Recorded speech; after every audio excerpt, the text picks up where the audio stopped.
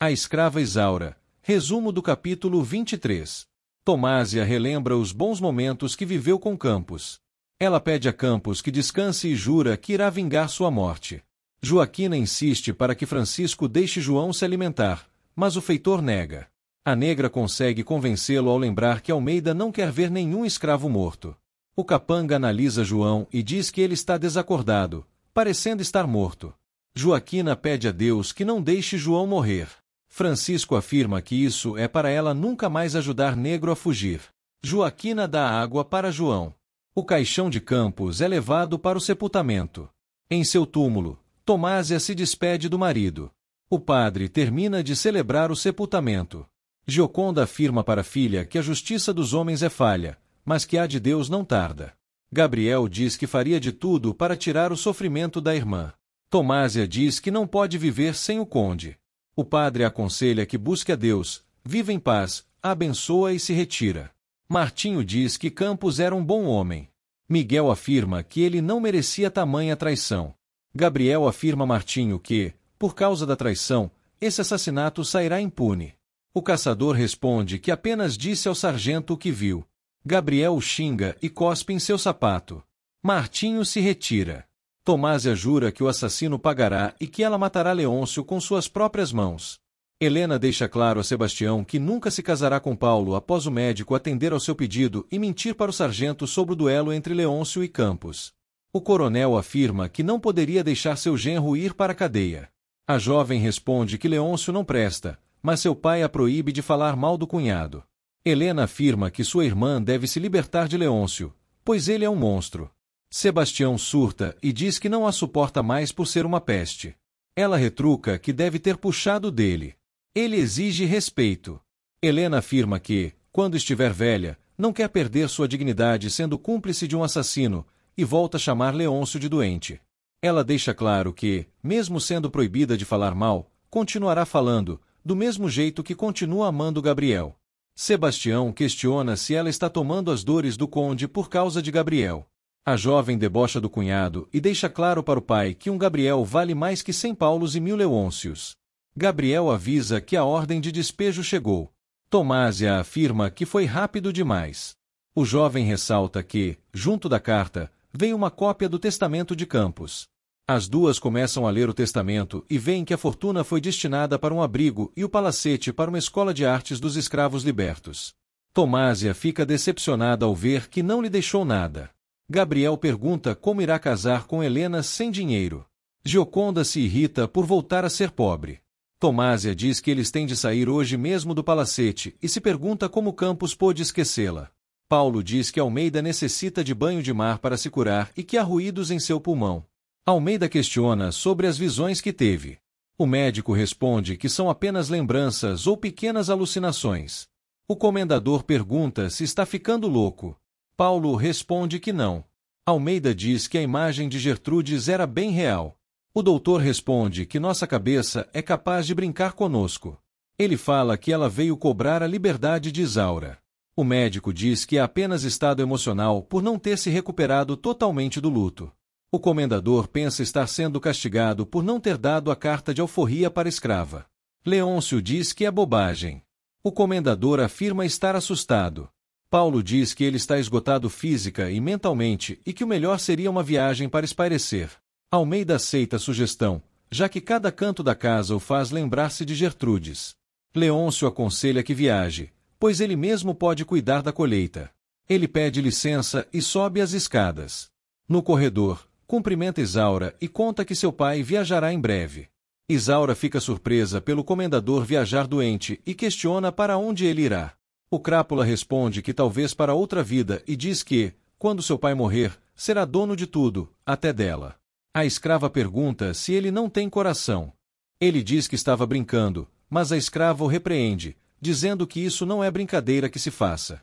Ele responde que seu pai realmente viajará e que ele tomará conta de tudo da fazenda, inclusive dela. Almeida diz que Leôncio é irresponsável demais para deixá-lo sozinho tomando conta da fazenda. Ele pergunta a Paulo se, no duelo, Leôncio armou uma tocaia para matar o conde. O doutor conta que Leôncio se virou antes, mas que o primeiro tiro veio de outro lugar, Depois, Leôncio deu um tiro no conde e outro apontando para cima. Agora Almeida tem certeza de que seu filho planejou a morte de Campos. Machucando-a, Leôncio diz a Isaura que viver com Malvina é entediante, após a escrava lembrar que a patroa está no quarto. Ela pede que não fale assim de Malvina e que a solte. Ela ameaça gritar, mas ele adverte dizendo que, se o fizer, matará Joaquina, João ou Miguel. Ele a puxa contra sua vontade para o quarto de hóspedes. Helena comenta com Sebastião que seria melhor Leôncio estar preso para que Malvina corresse menos riscos. Ele responde que Malvina não corre risco algum. A jovem afirma que ela dorme com o assassino. Sebastião deixa claro que Leôncio sabe bem o que lhe acontecerá se for bruto com Malvina desde o escândalo de Tomásia. Helena pergunta o que acontecerá com Malvina quando ele morrer. Ela pede desculpas por ter falado bobagens, e ele fica pensativo com a menção à morte.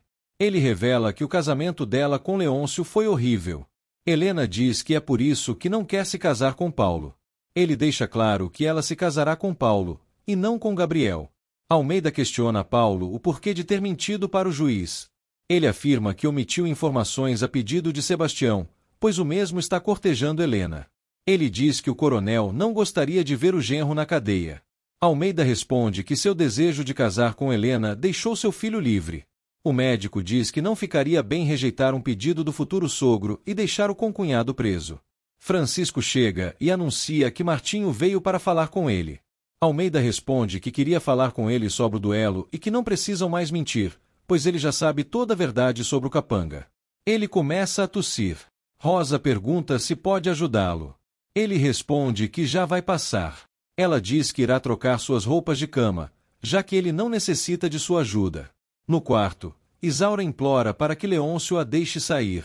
Ele responde que ela só sairá quando ele quiser e diz que não tem tempo de fazer o que quer com ela. Ela pede que a deixe ir.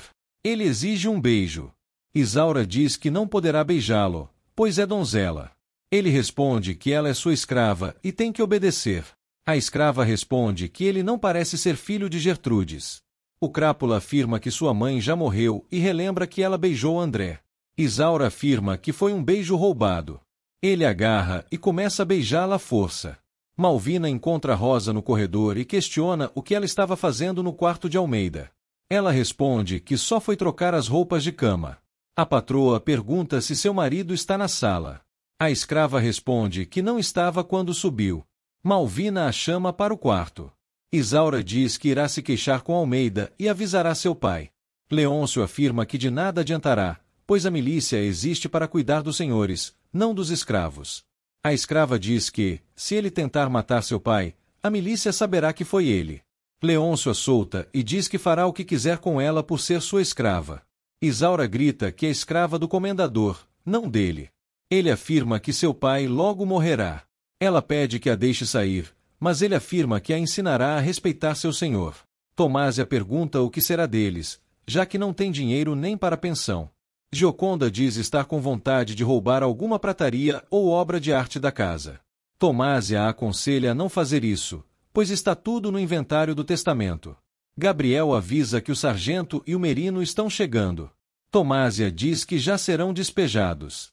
Gabriel lembra de quando foram expulsos de casa pelas dívidas do pai. Gioconda diz que pensava que o fantasma da miséria nunca mais os assombraria e pergunta a Tomásia se pode ir à cozinha pegar algum candelabro. Tomásia diz para não fazer isso. Gabriel afirma que eles não poderão resistir à justiça. O sargento cumprimenta Tomásia.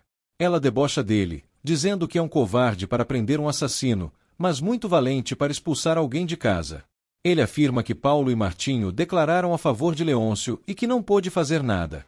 Ela diz que é injusto. Ele responde que, infelizmente, ela e sua família terão de sair do palacete. Rosa pergunta o porquê de Malvina estar fazendo isso. Assim a questiona se elas se parecem para que esteja dizendo que são irmãs. A escrava responde que nem sempre irmãs se parecem. A patroa pergunta o motivo dela achar que são irmãs. Rosa conta que Josefa era a escrava preferida de Sebastião. Malvina diz que isso não é motivo para serem irmãs.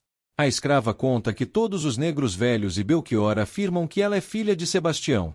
Malvina diz que é tudo mentira. Rosa conta a Malvina que a mãe dela mandou quebrarem os dentes de Josefa após descobrir que ela estava grávida.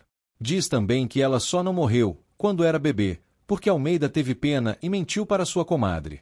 Malvina diz não acreditar nessa história. Rosa responde que o pior cego é aquele que não quer ver. Malvina manda que saia de seu quarto. Rosa fala que só entrou e contou tudo porque ela mandou, e se retira. Malvina a chama de atrevida. O comendador continua tossindo e diz que não consegue respirar direito. Martinho pede que o doutor faça alguma coisa. Paulo manda Rosa trazer um copo d'água. Leôncio agarra Isaura e diz que só parará de machucá-la quando a beijar. Ela afirma que, mesmo sentindo a maior dor do mundo, nunca irá beijá-lo.